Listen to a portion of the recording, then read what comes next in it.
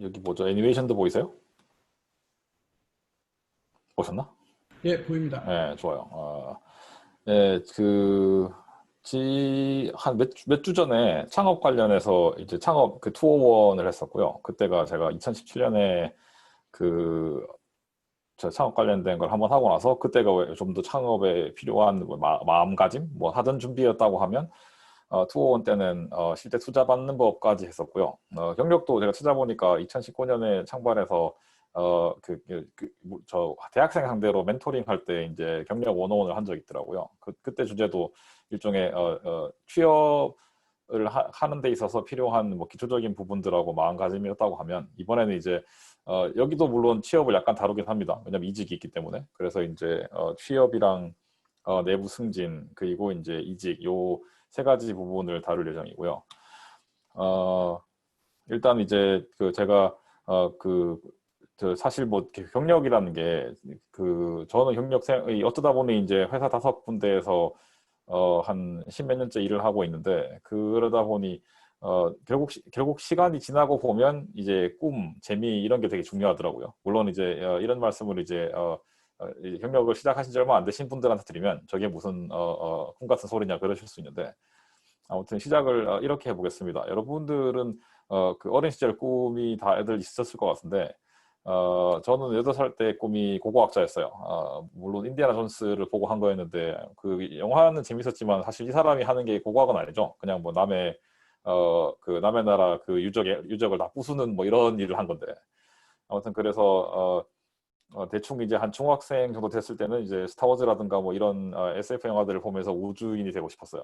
근데 어, 이제 최근에 제가 본 가장 괜찮았던 그 우주 SF 영화 중에 인터스텔라의 장면인데 이 꿈을 접게 된 계기가 이제 물리를 공부를 하다 보니 이게 시간축에 따라서 정말 이렇게 될 수도 있겠구나 뭐 이런 생각이 들었어요. 이게 이제 위에 아마 이 영화 보신 분들 많으실 텐데 위에가 딸이고 밑에가 그 아버지인데 이제 아버지는 저 블랙홀에 빠져가지고 그대로인데 이제 다른 사이에 시간이 들어가는 뭐 그런 거죠.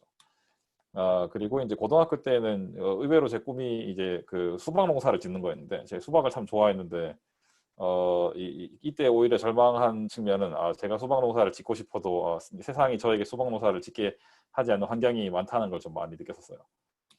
아무튼 이제 그 수박 농사를 안 짓고 이제 뭘 하고 있느냐? 지금은 아마존에서 헤드 오브 프로덕트를 하고 있고요. 딜리버 익스피리언스 있고 그 전에는 컨슈머 페이먼트에 있었어요. 그래서 페이먼트에 있을 때 아마존 고를 출시를 했었고요. 그 밖에도 여러 가지 했는데 지금은 딜리버리 쪽에 있으면은 프라임보다는 넌 프라임, 그 프라임 멤버가 아닌 사람들이 배송료를 더 많이 내죠. 그래서 그런 쪽에 좀 복잡한 문제들을 해결하고 있고요. 회사 내에서는 뭐 여러 가지 제가 하는 게 있는데 그 중에 오늘 경력에 관련된 거는 이제 바로레이저, 이거 채용할 때 아마 아마존 계시는 분들뿐만 아니고 아마존이 제가 알기로는 이거를 그 업계 최초로 이제 한 걸로 알고 있는데 저희 아직도 그것도 있어요. 바레이저 내부에서는 저 최초로 바레이저 프로그램을 만드신 분, 지금 은퇴하신 분인데 아무튼 아마존닷컴에서 그분의 이스터 에그도 있어요. 특정한 URL을 검색하면은 그 과거 아마존의 CIO였던 그분의 이제 사진이 나오는데 아무튼 그 아저씨가 만든 바로에이저 프로그램이 지금은 이제 업계에 많이 퍼져가 있죠. 이게 이제 모르는 분들을 위해 말씀을 드리면 채용을 할 때 보통은 이제 하이어링 매니저 입장에서 보면 뭐 일단 일손이 급하니까 자기가 이제 원하는 사람을 그냥 그 포지션의 경력만 좋으면 대충 뽑게 되죠. 근데 이제 회사 입장에서 보면 막상 들어오고 나면 이직할 수도 있는데, 그 내부 이직을 할 수 있는데 아무렇게나 뽑게 할 수 없으니 이제 바로 이제라는 사람들을 훈련을 시켜서 회사가 추구하는 가치에 맞는 사람을 뽑아달라. 그래서 언제나 객관적인 평가가 가능한 사람들을 집어넣게 돼 있죠. 근데 이제 바로이저를 하려면 조건이 되게 까다롭습니다. 예전에는 제가 할 때만 해도 인터뷰를 회사 내에서 100번을 해야 이제 바레이저 후보가 될 수 있었고요. 그리고 이제 마지막 5번 인터뷰에서 일종의 그 장문 시험 같은 것도, 그러니까 저희가 장문 시험을 보는 건 아닌데 이 사람을 왜 뽑아야 되는지에 대해서 아니면 왜 뽑지 않아야 되는지에 대해서 글을 써야 되는데 그 글에 대한 이제 그 검증도 해요. 얘가 글을 잘 쓰나 안 쓰나.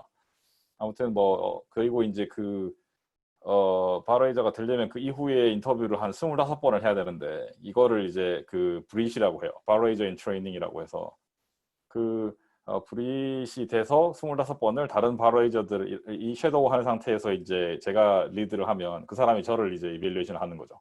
그 거의 만장일치에 가까운 이제 합격을 해야 이제 바로이저가 될 수 있어요. 아무튼 바로이저 되고 나서 지금 저도 이제 브릿 멘토라고 해서 이제 브릿을 키우는 바로이저를 키우는 일도 하고 있고요.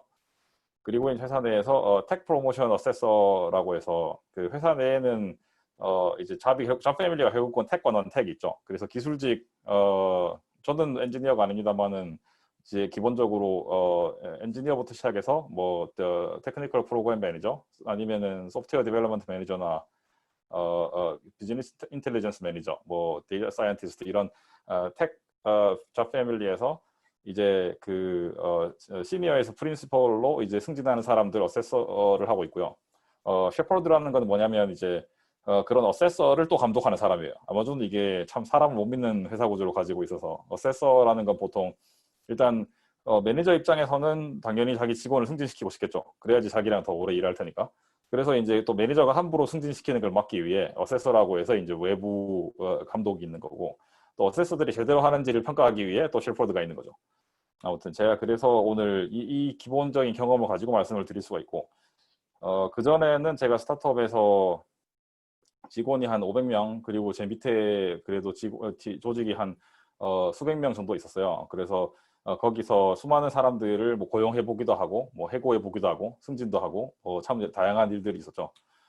그리고 지금 부업으로 하고 있는, 뭐 부업이라기보다 거의 취미인데, 아무튼 버클리 스카이덱이랑 알케미스트 엑셀러레이터에서 어드바이저이자 이제 셀렉션 커미티를 하고 있어요.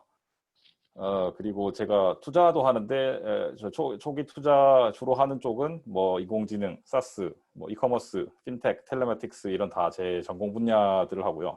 유일하게 전공 분야가 아닌 부분이 이제 전기자동차 배터리 쪽인데, 이거는 한국에서의 첫 직장과 좀 관련이 있어서 어떻게 하고 있습니다. 그리고 이제 학교는 한국에서는 연대에서 전산과를 했고, 미국에서는 버클리에서 MBA를 했고요. 그리고 창발에서는 지금은 보드 멤버로 있고, 그 전에 제가 베이에리아 살 때는 거기 K그룹이라고 창발 가선 단체가 있는데 거기에서도 활동을 했었어요. 일단 제 이제 인생의 이 곡선은 이제 Y축은 제 소득이고요. 그다음에 그 X축은 연도죠. 그래서 보시면 아시겠지만 이제 처음에 스타트업 처음 할 때는 엄청 가난하죠. 그러다가 이제 스타트업이 잘 돼가지고 엑시스를 하고 그다음에 뭐 할까 고민하다가 이제 엔터프라이즈 트랙으로 이제 일종의 전직을 한 거죠. 그때 창업을 더 할 수도 있었는데, 아무튼 뭐 MBA 있을 때 교수님 중에 한 분이 이미 3번 했으니 이제 그 큰 회사도 한번 다녀봐야 되지 않겠냐. 이것도 일종의 타임 센서티비티가 있다. 더 늙으면 안 뽑아주지 않겠느냐. 이래서 그 말도 맞네. 이왕 그럴 거면은 제가 아까 있던 왜 회사가 한 500명 정도에서 제가 한 뭐 넘버 3 정도였다고 치면 50만 명 정도 규모 회사에서도 넘버 3가 될 수 있겠느냐. 별로 자신이 없더라고요. 그래서 그러면은 그 정도 규모 회사에 들어가서 이제 한번 확인을 해봐야겠다. 그래서 아마존에 와서 승진을 한번 했고요. 그게 이제 교수님하고의 내기였어요. 내가 그러면은 그런 큰 회사에 가서 이제 한번 승진을 하면 이제 당신이 줄 사라. 뭐 이렇게 됐는데, 아무튼 그래서 이제 처음에 경력을 전환하는 과정이 생각보다 쉽지 않았어요. 왜냐하면 그 전에 나름 잘 되는 스타트업에서 높은 자리에 있다가 갑자기 그걸 다 내려놓고 다시 이제 새 출발하려고 하니 쉽지가 않았는데, 아무튼 그래서 수입이 줄었다가 사실 그 뒤로는 크게 뭐 수입에 연연하지 않고 살고 있는데, 뭐 어찌어찌 하다 보니 결국은 다시 돌아가더라고요. 그래서 그때 깨달은 게 이게 인생이 이제 2보 전진을 위해 1보 후퇴를 할 필요가 있구나, 그런 생각을 좀 많이 했었어요. 아무튼 제 다음 길은 이대로 가면은 여기 그대로 있으면 아마 이렇게 되겠죠.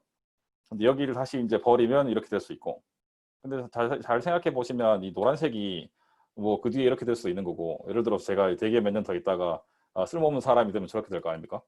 반대로 이제 다시 이제 회사 그만두고 창업을 하거나 얼리 스테이지에 합류를 했다가 다시 전에 했던 것 같은 성공을 할 수도 있겠죠. 이거는 이제 이거의 핵심은 인생은 길고 아무도 이제 어떻게 될지 모른다는 거를 꼭 말씀을 드리고 싶었어요.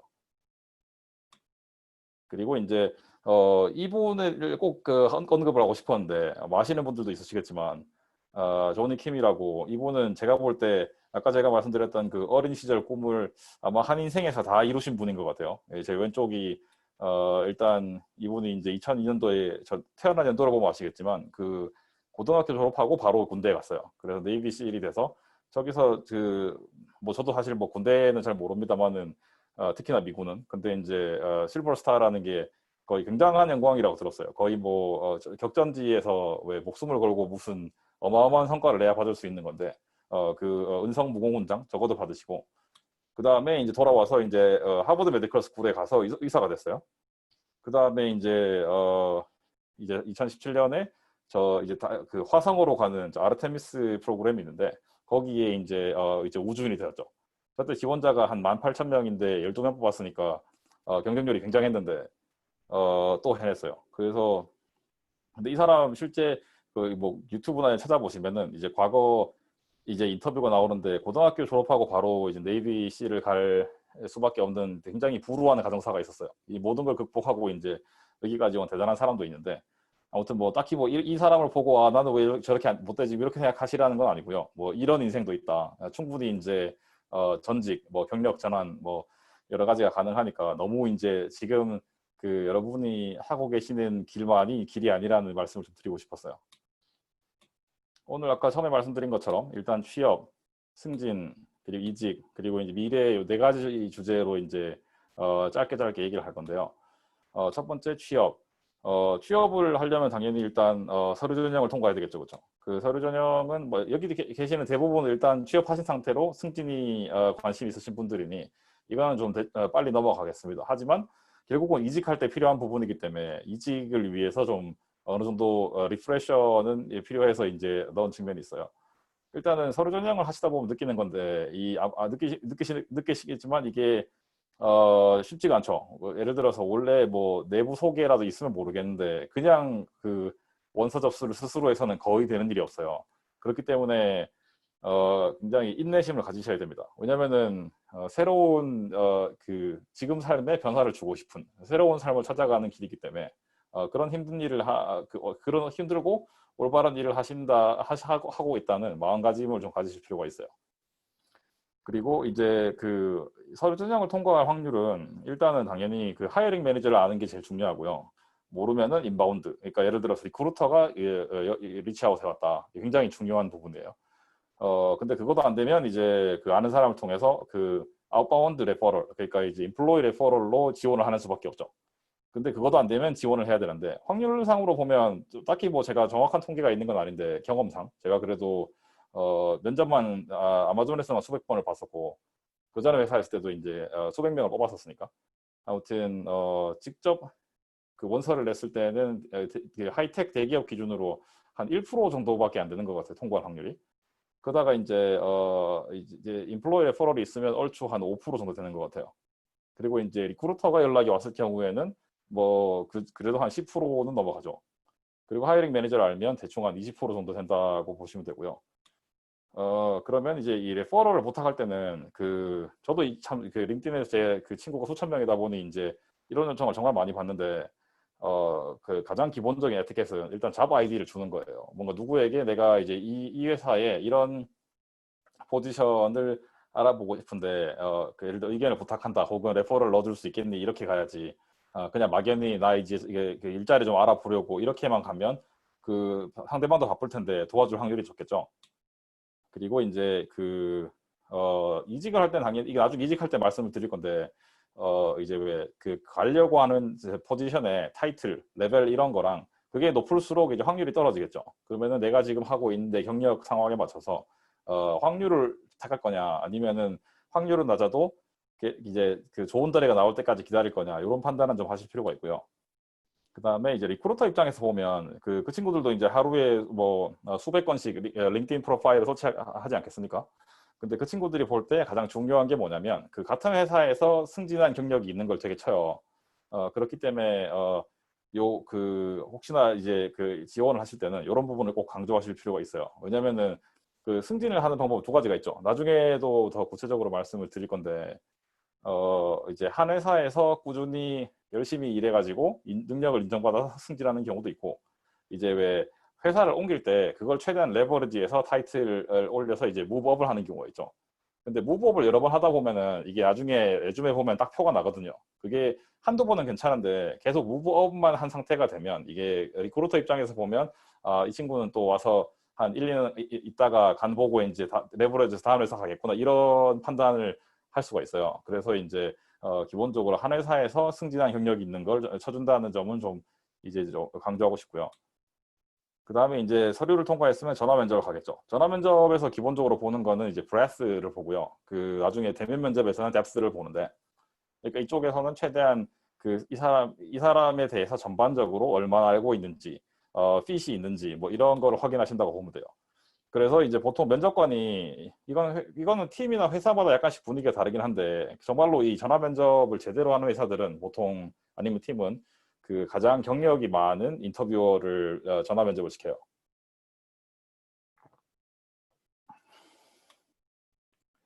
그리고 이제 전화 면접에서 중요한 건 뭐냐면 보통 이제 이것도 회사마다 조금씩 다르긴 하지만 대체로는 그 원 케이스 엑셀런스가 필요해요. 예를 들어서 이 한 특정한 분야에서 굉장한 인상을 줘야지 이 면접관이 얘는 적어도 대면 면접에 왔을 때 한 사람한테라도 이제 인클라인드 보트를 받을 수 있겠구나 그런 기대를 하게 만들어야 돼요. 왜냐면은 전화 면접을 한 사람은 판단이 있죠. 그 여기서 드랍을 할 건가?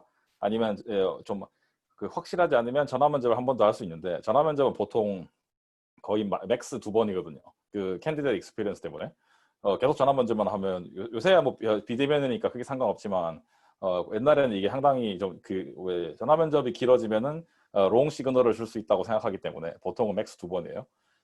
아무튼 이제 그러면은 드랍을 할 거냐, 두 번째 전화 면접을 할 거냐, 아니면 이미 두 번째면은 이제 선택을 해야 되죠. 이거를 온사이트를 부를 거냐.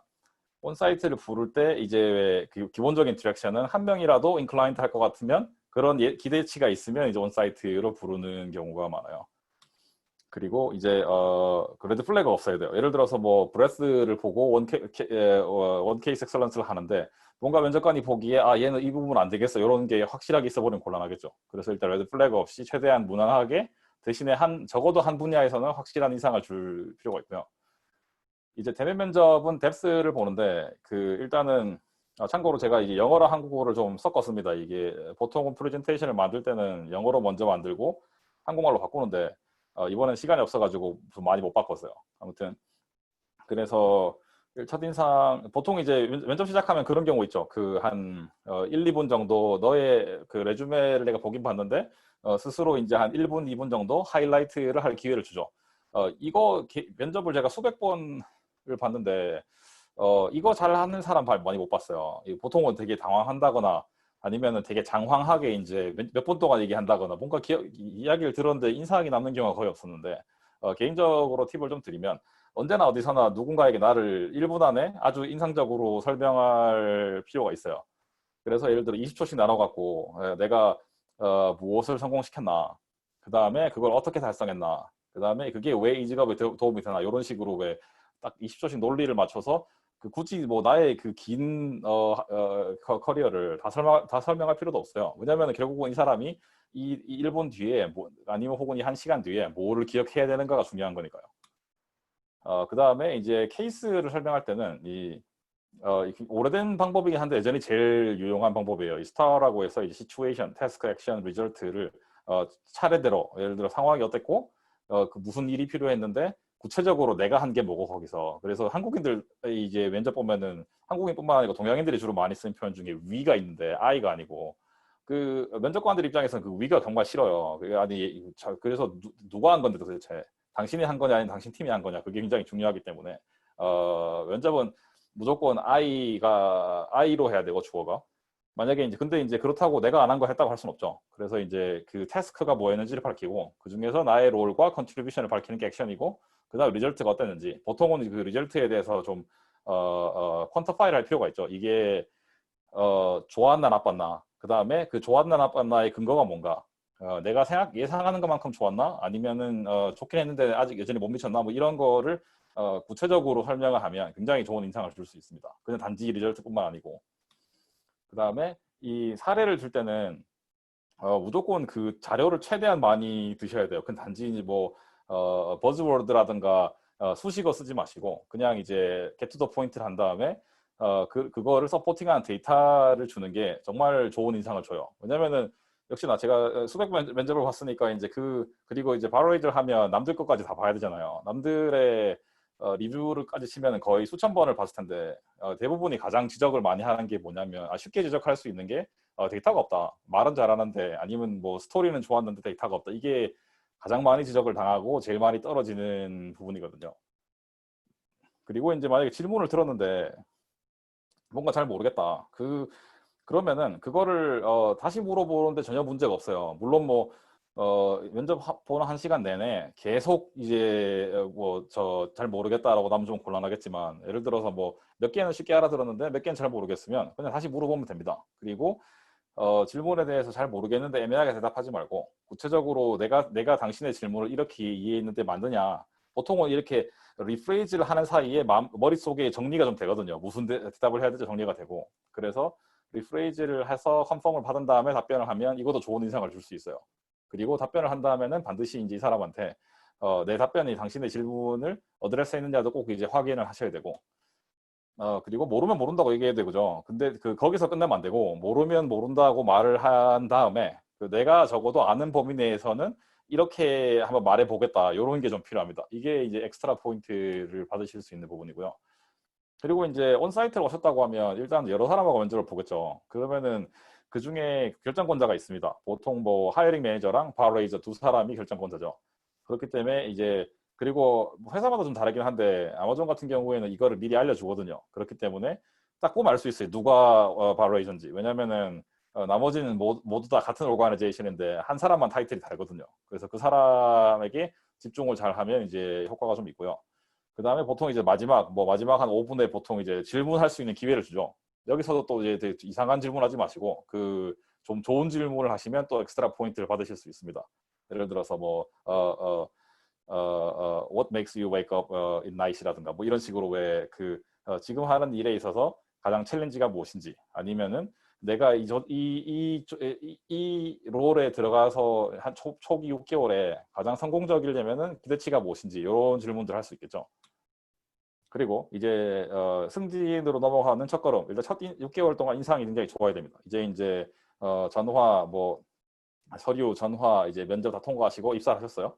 그래서 이제 처음에 보통 회사마다 좀 다르긴 한데 어떤 형태든 간에 런치 플랜 같은 게 있어요.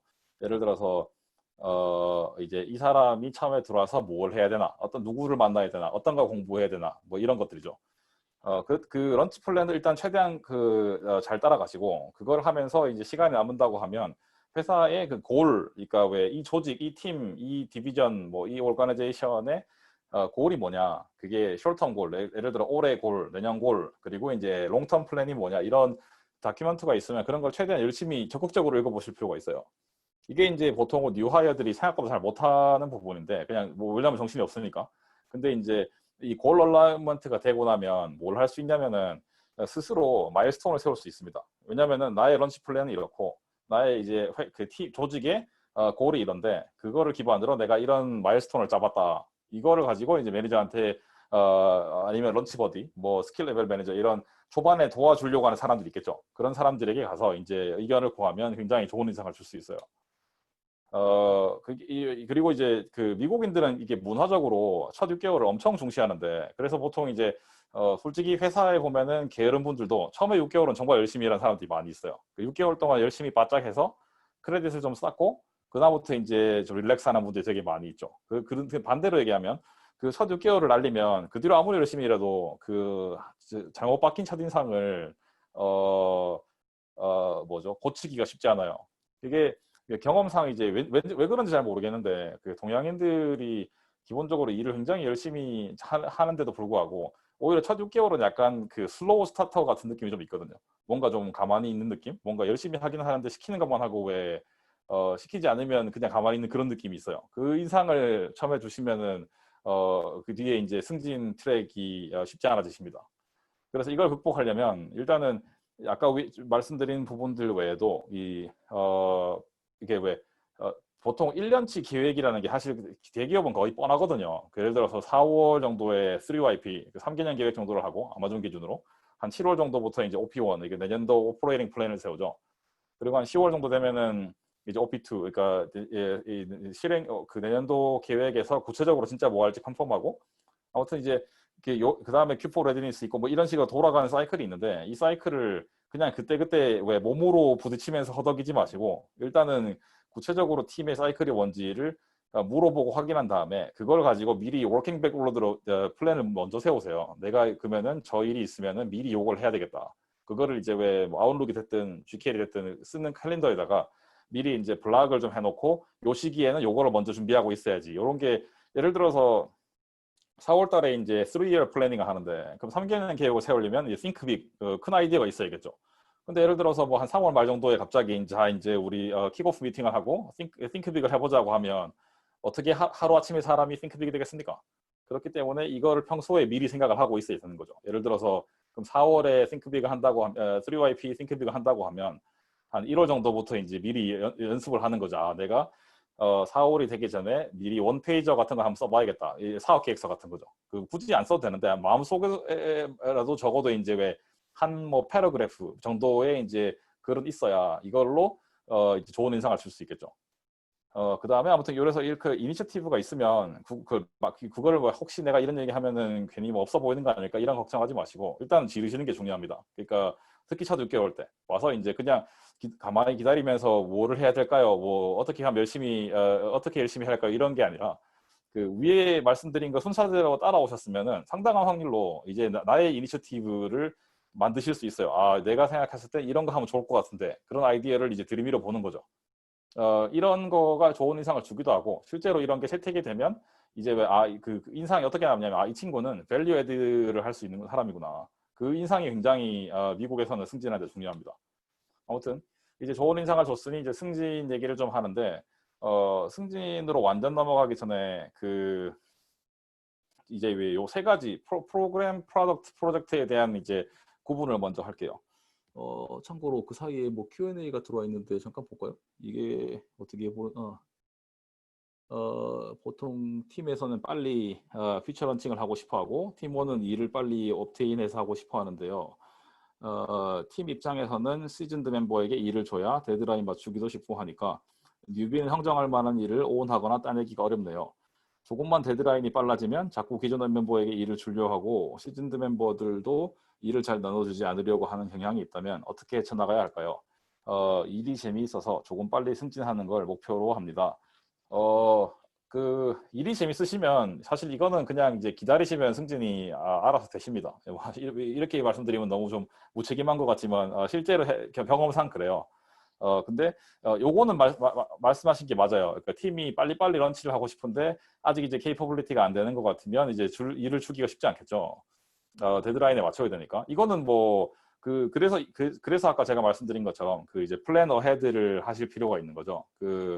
어, 이제 왜 사실 지금의 사이클도 이미 돌고 계실 텐데 그러면 구체적으로 어차피 떠난 버스를 잡을 수는 없어요. 이미 이제 지금 당장 출시해야 되는 건데 시니어들이 있고 그 친구들이 빨리빨리 런치할 수 있으면 그거는 뭐 본인이 시간이 추가로 돼서 그 친구들을 섀도우 할 수 있으면 모르겠는데 그렇지 않으면 그냥 매니저에게 나도 큰 스코프를 해보고 싶다. 근데 미리 달라. 그거를 좀 받을 필요가 있어요. 물론 팀 따라서 그런 계획이 없는 팀들도 있어요. 예를 들어서 언제나 매 스프린트가 급한 사람들도 있는데 그건 팀의 구조적인 문제니까 그런 거는 약간 비효율적이지만 빨리 이제 한 사람 몫을 할 수 있도록 스스로 공부해서 크는 수밖에 없어요.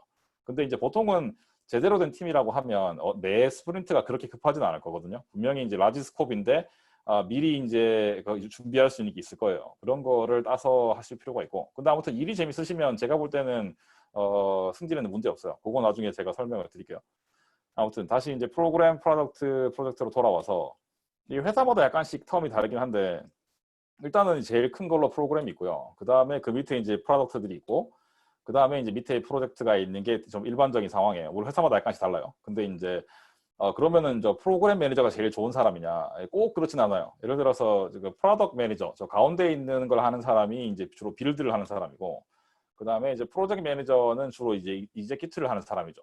그 다음에 프로그램 매니저는 런을 하는 사람인데, 이제 빌드라는 게 뭐냐면 기본적으로는 이니시에이트하고 비슷해요. 빌드 프롬 스크래치를 하는 게 이제 프로덕트 매니저라고 보시면 되고, 일단은 무슨 비즈니스 케이스를 만들고 그거를 이제 피치를 해서 이제 인베스트먼트를 받아내야 돼요. 그게 이제 프로덕트 매니저가 하는 거고, 그 다음에 그렇게 투자를 받으면 그거를 이제 프로젝트 매니저가 출시를 하죠.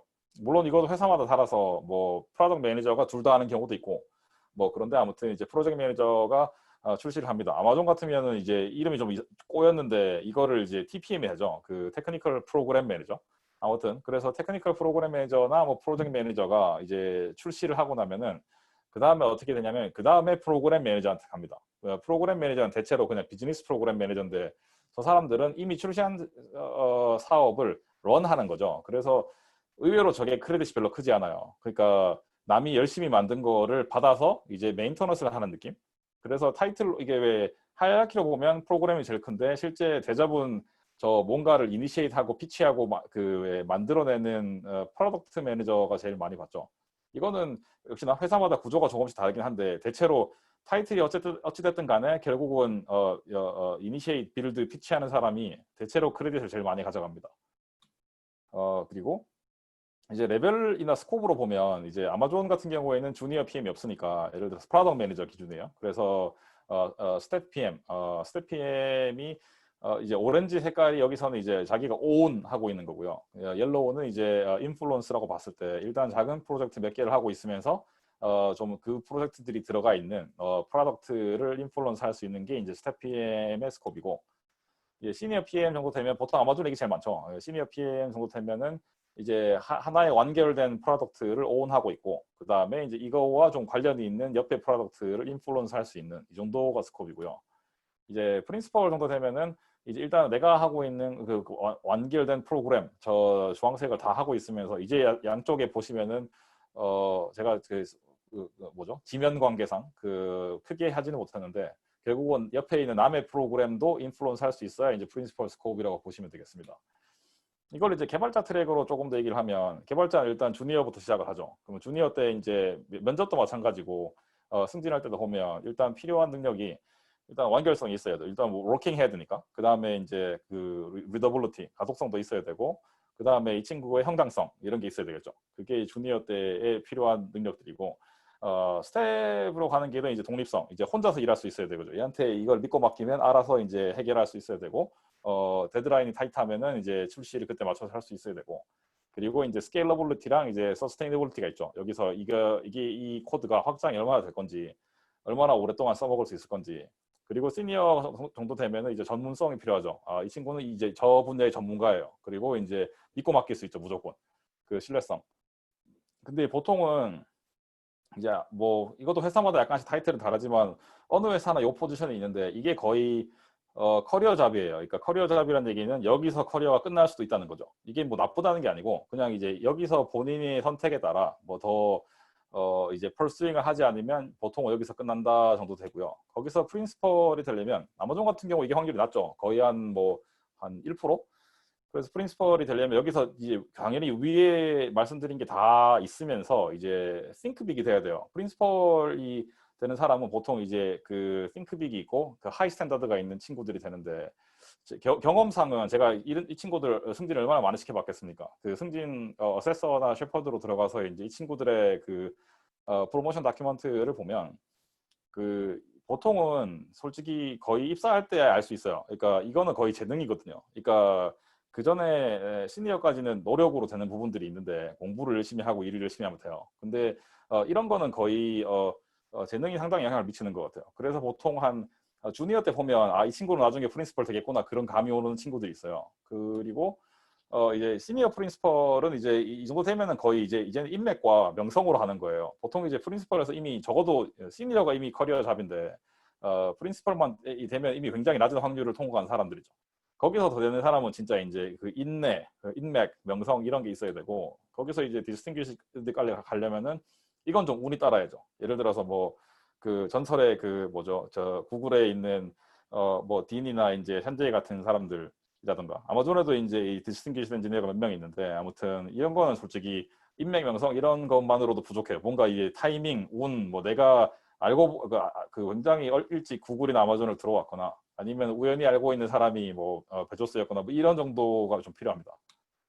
그리고 이제 승진의 또 다른 방식으로 이제 관리자 트랙을 타는 수가 있는데, 관리자는 인디비주얼 컨트리뷰터랑 그 성향이 많이 달라요. 이건 정말 개인 취향 문제인데, 내가 나의 자신의 케이퍼빌리티를 중시하는 사람이냐, 아니면은 최대한 이제 이거를 스케일러빌리티를 신경 쓰는 사람이냐, 그거에 따라서 이제 expectation을 세팅할 수가 있죠. 예를 들어서 델리게이션을 직원들하고 얼마나 잘할 수 있는지, 언제 나에게 에스컬레이션 해야 되는지.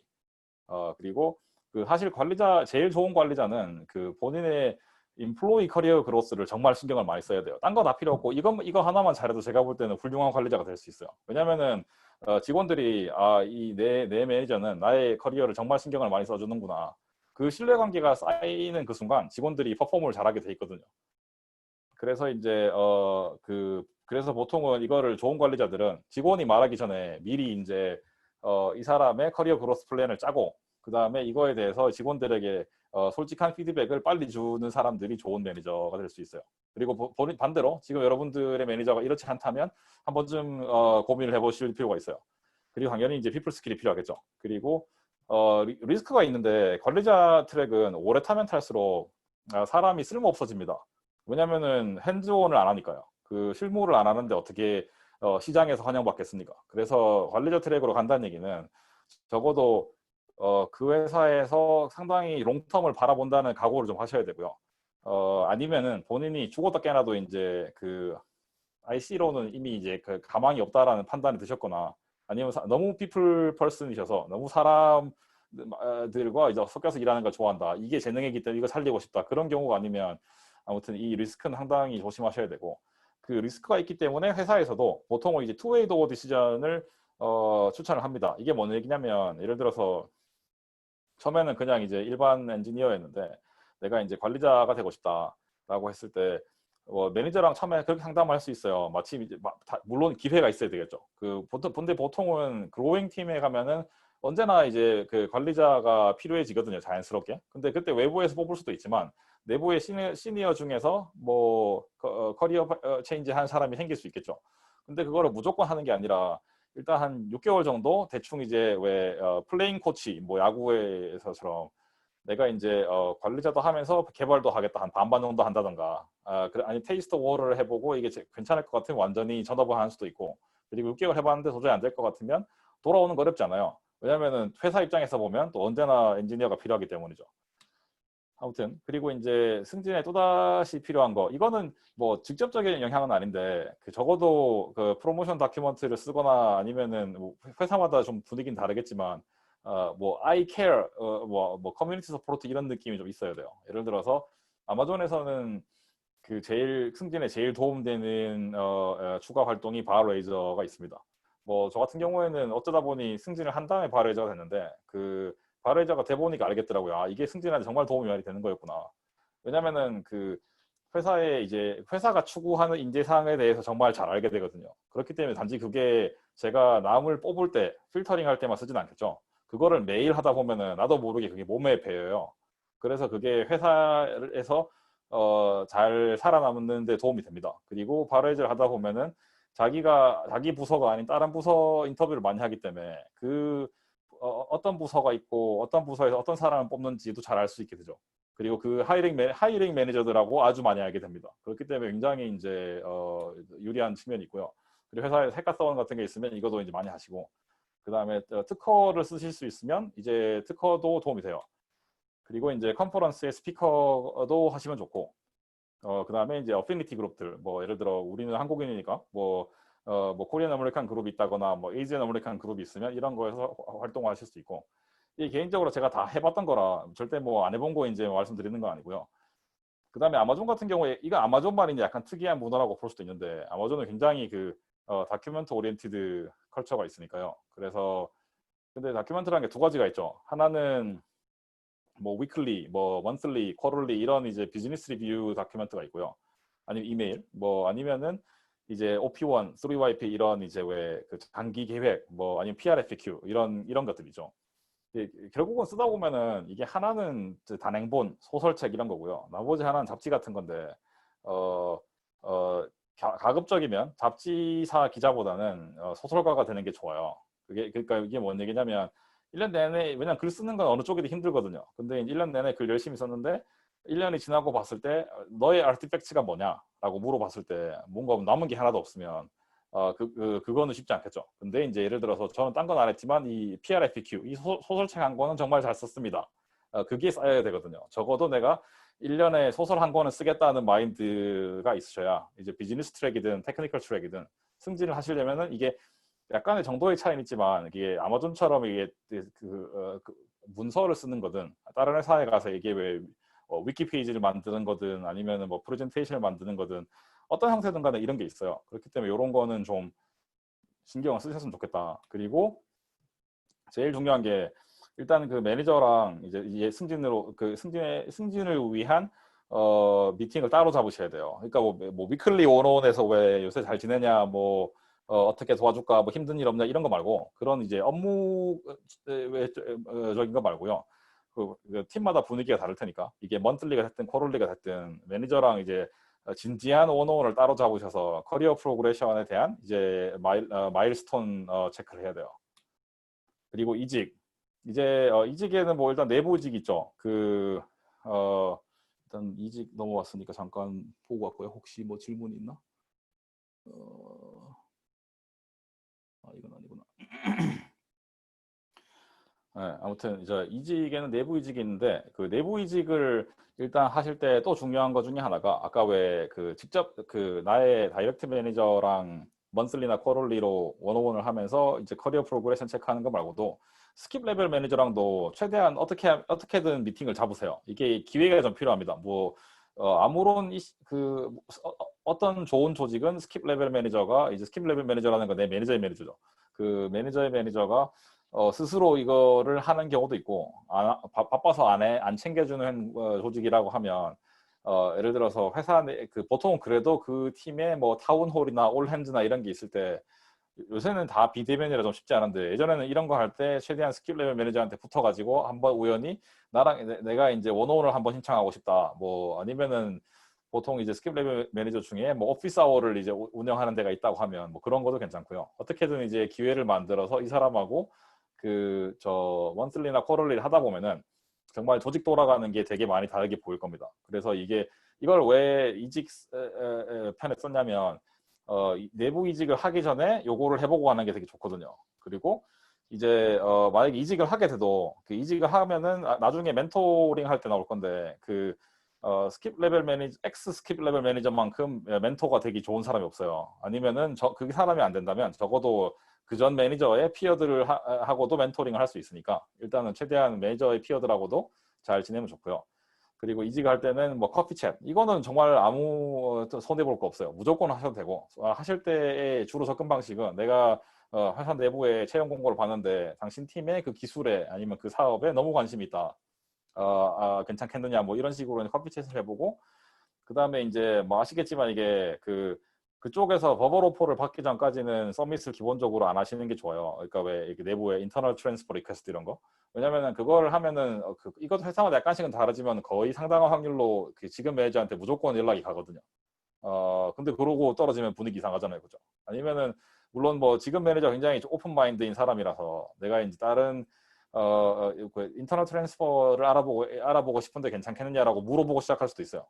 그거는 팀과 이제 매니저에 따라서. 그리고 이제 내부 이직은 이것도 회사마다 좀 다르긴 한데 기본적으로는 레터럴 무브예요. 그러니까 예를 들어서 같은 레벨, 뭐 같은 타이틀로 가는 경우가 많은데 이 와중에도 업그레이드를 할 수는 있습니다. 예를 들어서 이제 아마존 내에서 치면 이제 비즈니스 프로그램 매니저에서 프로덕트 매니저로 가거나 프로덕트 매니저 테크니컬이 되거나 뭐 비즈니스 애널리스트가 비즈니스 인텔리전스 엔지니어가 되거나 이런 식으로 레벨도 갖고 하는 일은 비슷한데 미묘하게 업그레이드 할 수 있어요. 그렇기 때문에 내부 이직을 할 거면 웬만하면 이런 쪽을 좀 고려해 보셔야 되고요. 그 다음에 어차피 옮기실 거면 팀을 고르실 때 둘 중에 하나 선택하셔야 돼요. 이게 팀이 이미 스타블리시가 되게 많이 돼서 예를 들어 EC2 아니면 S3 뭐 이런 팀 있지 않습니까? 그런 팀으로 나는 가면은 거의 허드렛 님을 하게 됩니다. 왜냐면은 그 코어는 이미 누군가 먼저 들어온 사람들이 하고 있어요. 그 사람이 아주 운 좋게 나가지 않는 한, 물론 그 사람이 나가면 내부에 있는 사람에게 줄 수도 있죠. 그렇기 때문에 잘 나가는 팀에 가면 보통 허드렛 일을 하게 돼요. 그 다음에 이제 새로 생기는 팀에 가면 이제 도박이죠. 이게 이 팀이 뿌리를 내리지 못하고 없어질 수도 있고, 이 팀이 잘 되면 내가 거기서 이제 성장의 과실을 내가 제일 많이 맛볼 수 있어요. 그래서 요거를 좀 염두에 두셔야 된다. 제일 좋은 거는 내가 잘 아는 스킵 레벨 매니저가 굉장히 잘 될 것 같은 새로운 비즈니스로 가는데 빨리 따라가는 게 제일 좋은 케이스예요. 내부 이직을 치면. 뭐 이거 러닝 어퍼추니티. 그리고 이제 그 팀마다 이게 약간씩 문화가 있는데 보통 인기 없는 팀이 승진을 빨리 시켜줍니다. 물론 이제 약간 이게 좀 카운터 인투이티브한데 굉장히 빨리 성장하는 팀에서 승진을 빨리 할 수 있고요. 왜냐면 거긴 실적을 내기 쉬우니까.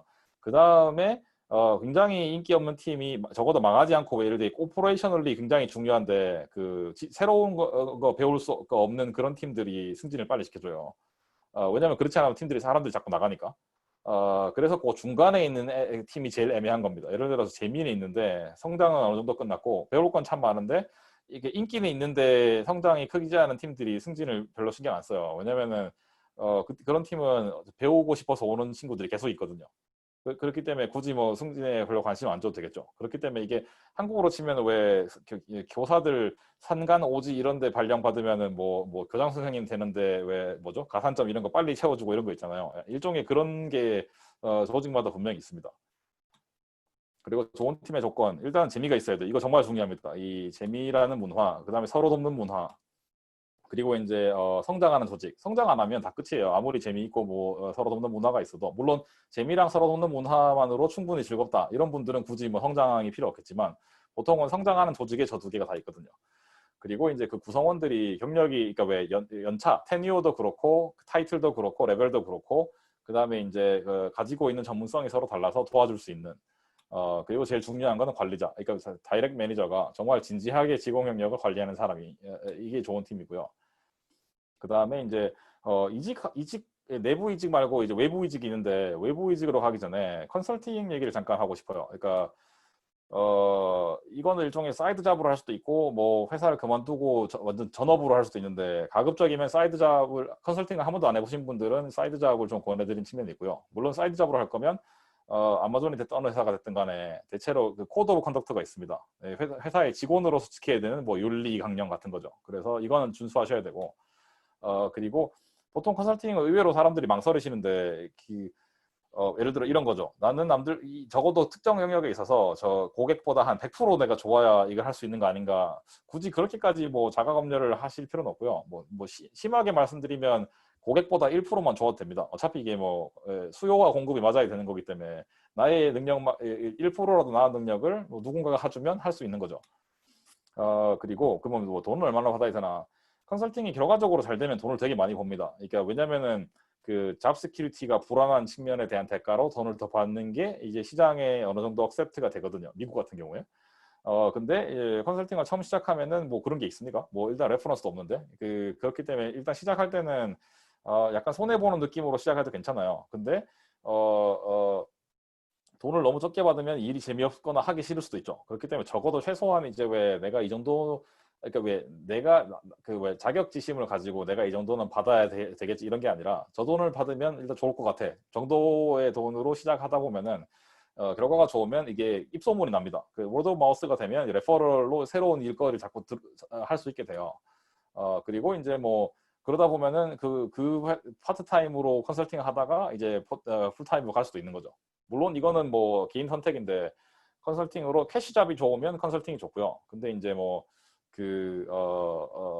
이제 잡 시큐리티랑 이제 에쿼티 미래 성장성을 본다고 하면 이제 풀타임도 나쁘지 않죠. 그러면 이제 외부 이직은 만약에 혹시나 아까 왜 말한 처음에 취업 활동할 때 얘기했던 것 중에 뭐 리크루터가 연락이 왔다. 근데 리크루터가 얘기하는 타이틀이 진짜로 트루 무브업이다. 이러면 와이낫이죠. 이게 뭔 얘기냐면 타이틀 업그레이드 뭐 아시다시피 뭐 여기 오늘 오신 분들 중에는 뭐 마이크로소프트나 아마존 다니시는 분들이 많으실 것 같은데 보통은 큰 회사에 들어올 때는 타이틀 디스카운트를 당하죠. 그렇기 때문에 반대로 작은 회사에 가면 타이틀 업그레이드를 하는 게 상당한 확률로 뭐 업종 전환을 하지 않는 이상에 당연한 겁니다. 그러니까 예를 들어서 뭐 지금 있는 회사에서는 내가 그냥 이제 뭐 스텝인데 저 회사에 가면 디렉터를 준다더라. 근데 그 회사의 크기에 따라서 그 회사가 그 예를 들어서 구글인데 디렉터를 준다고 뭐 그럴 리는 없겠지만 그럼 당연히 가야죠. 근데 완전 얼리 스테이지 스타트업이면 이게 레터럴 무브인지 아닌지 정도의 감은 있으셔야 됩니다. 왜냐하면 반대로 생각해 보시면 돼요. 저 회사의 디렉터를 하는 사람이 지금 우리 회사에 들어오면 무슨 타이틀을 달고 들어올 것인가 뭐 이런 거를 생각해 보시면 될 것 같아요.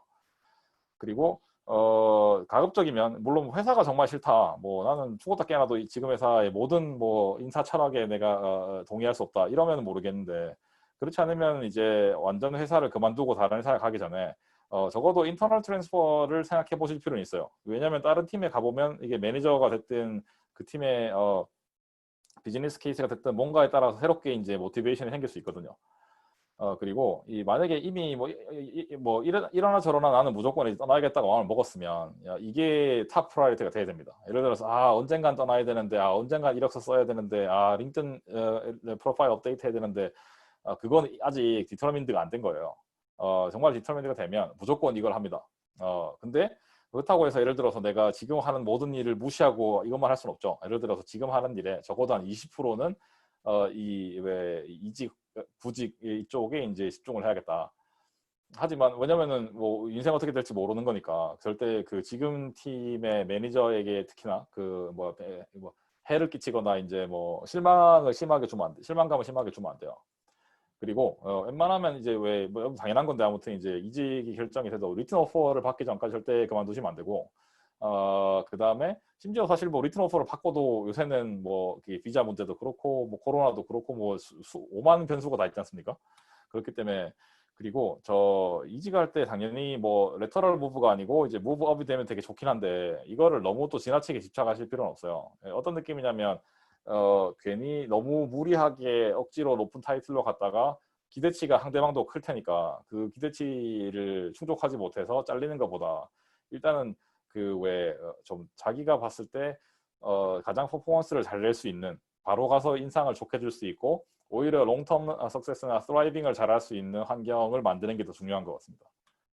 그리고 이것도 그 투웨이 도어 디시전이에요. 기본적으로는 이것도 회사마다 약간씩 룰은 다른데 대체로는 같은 포지션, 같은 타이틀, 같은 레벨로 한 6개월 안에 돌아오면은 상당한 확률로 인터널 트랜스퍼 같은 걸로 인정해 주거든요. 그렇기 때문에 갔던 회사가 영 아니다 싶으면 그리고 만약에 솔직히 개인적으로는 한 번 떠난 회사 다시 돌아오는 건 별로라고 봅니다만은 그럴 거면 왜 떠났어요, 그죠? 근데 이제 도저히 그 사이에 다른 대안이 없다고 하면 충분히 고려해 볼 만한 선택이에요. 그리고 이거는 딱히 돈 받고 하는 것도 아니고 아마존에 해달라고 한 것도 아니지만 그냥 스스로 알아서 하는 이제 적어도 그래도 직원으로서 그 커리어데이를 저희가 하는데요. 일단 16일 날 일단 현재 잡 오프닝은 한 33,000개. 그 다음에 여기서 뭘 해주냐면은 1대1 커리어 코칭을 해줘요. 아마존 리크루터랑 15분. 솔직히 15분으로 뭐 할지 잘 모르겠는데 어쨌든 공짜로 해줍니다. 그리고 코드 리뷰도 이제 랑코 Q&A까지 50분 이것도 해주고 그 다음에 이제 설마 이거 하시는 분은 없으시겠지만 who knows. 그러니까 아울리 웨어하우스 브레이크아웃 30분짜리를 해주고 그 다음에 이제 그냥 제너럴 액세스로 이제 파이어사이드 챗 이런 거 보실 수 있는데 솔직히 개인적으로 이건 왜 보는지 잘 모르겠어요. 근데 아무튼 그래서 혹시나 관심 있으시면은 아마존 careerday.com으로 가시면은 이게 선착순이거든요. 이미 다 팔렸을지도 몰라요. 아무튼 이게 제가 알기로 릴리즈는 어제 했는데 아무튼 반응이 굉장히 뜨겁다고 들었습니다. 그리고 마지막 이제 챕터 미래에 대해서 잠깐 얘기해 보겠습니다. 아직은 실감 안 나시는 분들이 많으실 텐데 이 중년의 위기 이거 근데 거의 100% 옵니다. 왜냐면 이게 호르몬 작용이거든요. 사람마다 거의 정도의 차이는 있을지언정 사춘기도 그렇잖아요. 사춘기도 심하게 앓고 가는 사람이 있고 대충 넘어가는 사람이 있는 것처럼 이것도 와요. 그래서 대충 이제 한국인들은 이제 경력을 늦게 시작하죠.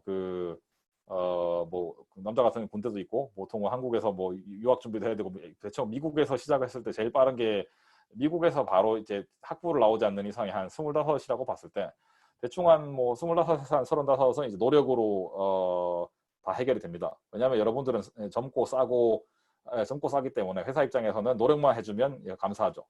그리고 이제 그 뒤에 10년 35에서 45 정도는 이제 능력으로 버텨야 돼요. 그러니까 노력만으로 안 됩니다. 이제 그러니까 같은 커리어 잡으로 같은 자리에 계속 있을 거면 모르겠는데 높은 자리로 올라가려면 이제 승진을 하려면 능력이 있어야 돼요. 노력만으로 되는 게 아니에요. 이거는 그리고 이제 45에서 그 55은 이제 인맥으로 되는데 보통 저 능력에서 인맥으로 넘어가는 타이밍에 그 중년의 위기가 옵니다. 그렇기 때문에 왜냐면 이게 능력만으로 안 된다는 걸 어느 순간 깨닫게 되거든요. 그리고 호르몬 변화가 오면서 내 이제 인생이 앞으로 그 오늘보다 나은 내일이 아니고 그 오늘보다 못한 내일이 기다리고 있다는 생각이 드는 그 순간 갑자기 내 이 짧은 인생에 이러고 살아도 되는 생각이 막 들거든요. 그렇기 때문에 그때 필요한 건 인맥이기 때문에. 근데 인맥이 뭐 하루아침에 생깁니까? 그거는 이제 그 지난 20년간 일을 하면서 쌓는 거죠. 그렇기 때문에 항상 이제 네트워킹을 많이 하셔야 되고, 그리고 그 뒤에는 사실 운이에요. 이 뒤에 좋은 작업을 가진 분들은 진짜 저는 거의 99% 운이라고 봅니다. 아무튼 그리고 이제 아무래도 경력 얘기를 하다 보면 이분 얘기를 안 할 수 없죠. 잡스가 이제 그 스탠포드의 2005년도에 그 졸업 숙사를 했는데 뭐 그 이 사람은 원래 하는 말 자체가 다 명문이기도 하고 해서, 근데 이제 그 주옥 같은 명문들 중에 특히 이제 경력에 관련된 건 이게 제일 중요한 거예요. Stay hungry, stay foolish. 이게 이제 뭐냐면은 사람이 그 무슨 일을 하든 간에 그 서 있는 그 자리가 다 시대죠. 점을 찍는 거, 인생에 그 점을 찍는데 이거를 내가 인생을 미리 뭐 내 인생 발전 뭐 5개년 계획 뭐 이런 걸 아니면 뭐 30년 계획 이런 걸 세워갖고 실제 그렇게 꾸준히 가시는 분도 있어요. 뭐 그런 분들을 뭐 굉장히 운이 좋거나 대단하신 분들이고, 대부분의 사람은 이걸 못하죠. 그리고 이거를 반드시 이제 뒤로만 커넥트할 수 있습니다. 근데 사실 뒤로라도 커넥트를 할 수 있는 사람들은 대단한 거예요. 왜냐하면 커넥트를 못하는 경우도 많이 있거든요. 근데 이제 그러면 이 뒤로라도 커넥트 하려면 뭐가 필요하냐? 이 지금 찍고 있는 이 닷이 반드시 언젠가 미래에 서로 연결이 될까라는 강한 믿음이 필요합니다. 그렇기 때문에 이게 그래서 이게 stay hungry, stay foolish가 필요한 거고요.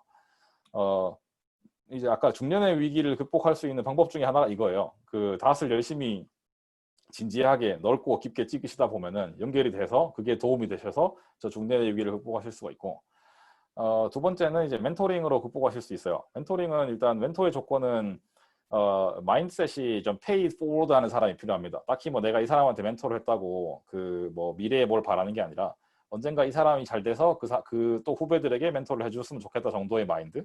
왜냐 나도 그런 도움을 나의 멘토로부터 받았으니까 이게 제일 중요한 마인드인 것 같아요.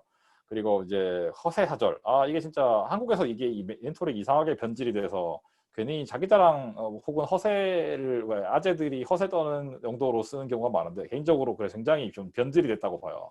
그래서 이거를 이제 왜 이게 멘토가 되고 싶으신 분들은 제일 중요한 게 뭐냐면 이게 자기 객관화가 좀 필요합니다. 예를 들어서 얘가 성공했다고 치면 그 나의 성공이 운이었다는 걸 인정할 필요가 있어요. 뭐 물론 모두 대부분의 성공한 분들은 이제 그 일종의 자기 확신이 있죠. 나는 내가 노력하고 내가 능력이 좋아서 성공했어.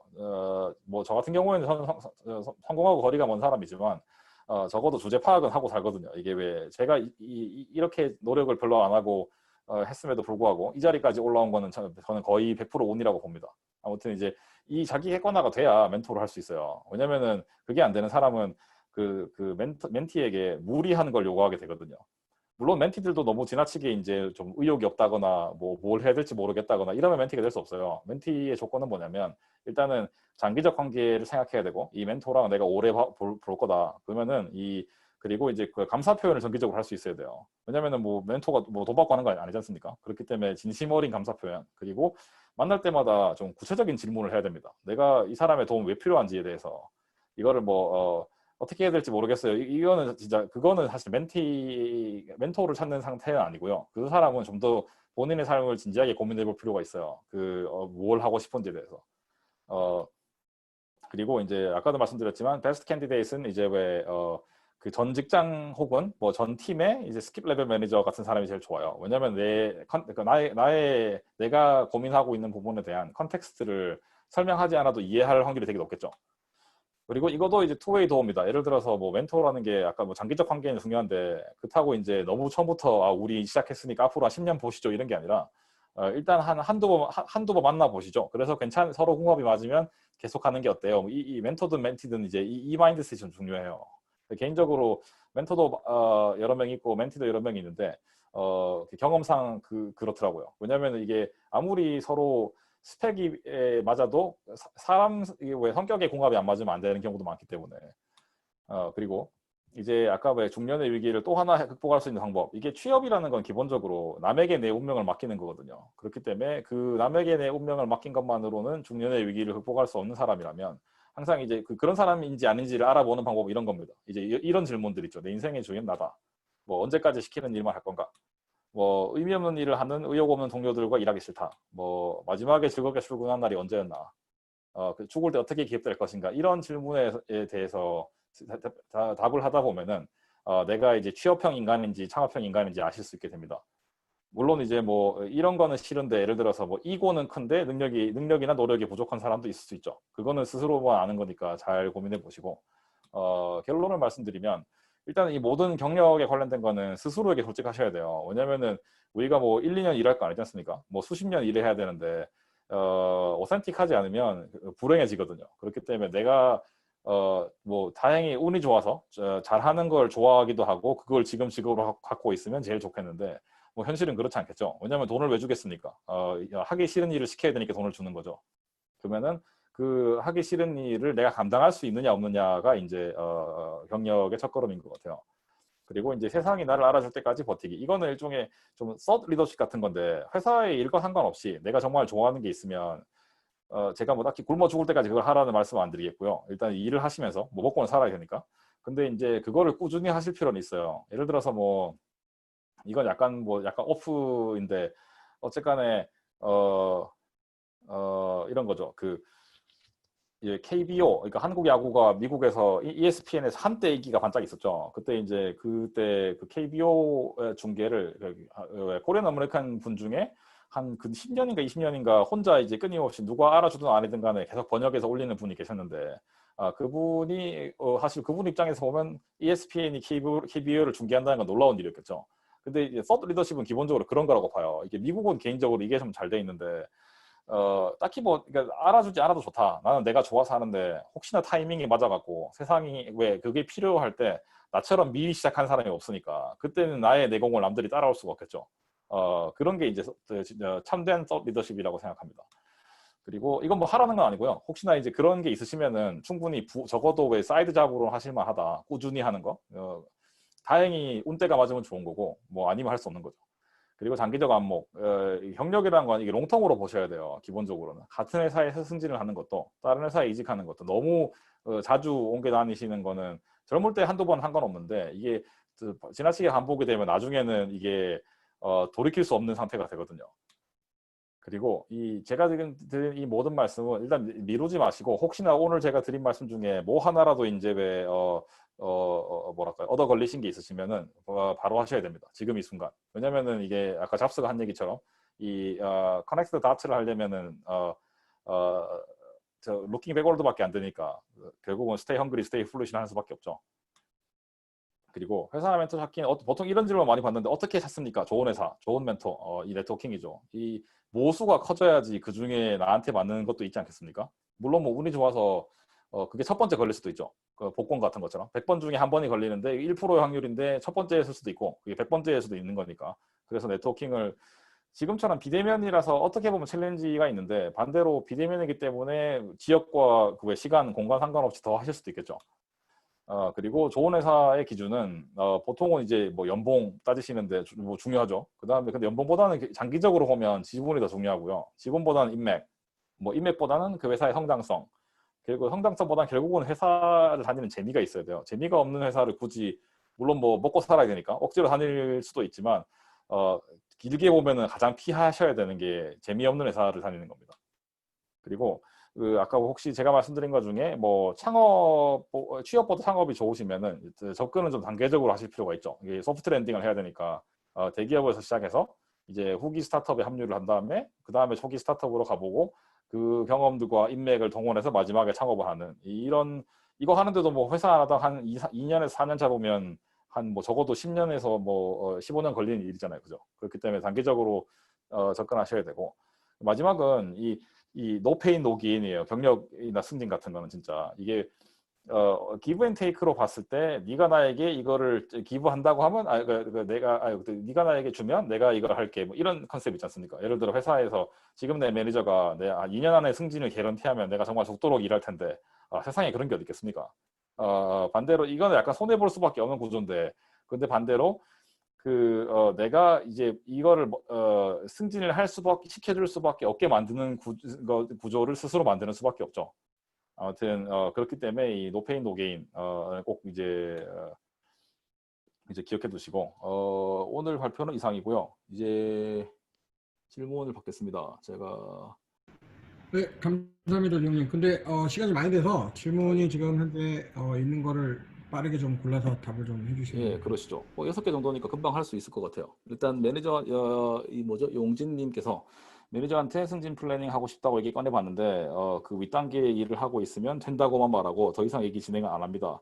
계속 시도해 봐야 예, 계속 시도하셔야 됩니다. 왜냐면은 이렇게만 말하는 매니저는 성의가 없는 거고, 그런 사람들은 승진을 잘 안 시켜주거나 아니면 예를 들어서 그 매니저가 담당하는 직원이 매우 많아서 신경을 일일이 쓸 수 없는 밴드위스가 잘 안 되는 경우가 많아요. 그럼 어떻게 되냐면, 예를 들어서 직원 수도 몇 명 없고 딱히 승진 대상자도 눈에 별로 안 보이는데도 대충 이렇게 얘기하는 사람이면 좀 진지하게 이직을 고민해 보실 필요가 있고요. 내부 이직.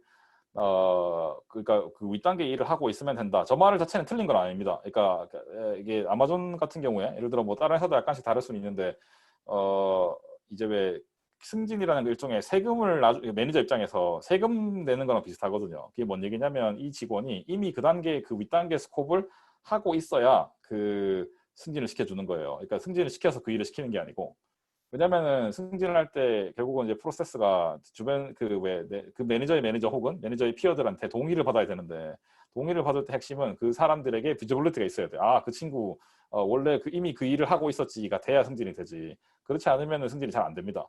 그렇기 때문에 이거는 이제 매니저가 얘기 진행하는 게 안 한다기보다 제가 볼 때는 좀 구체적인 질문이 필요해요. 예를 들어서 그 윗단계 일을 나에게 달라. 근데 그냥 달라고 한다고 주지는 않겠죠. 내가 그 윗단계 일을 할 만큼의 능력이 되느냐 안 되느냐를 그 사람하고 얼라인을 할 필요가 있어요.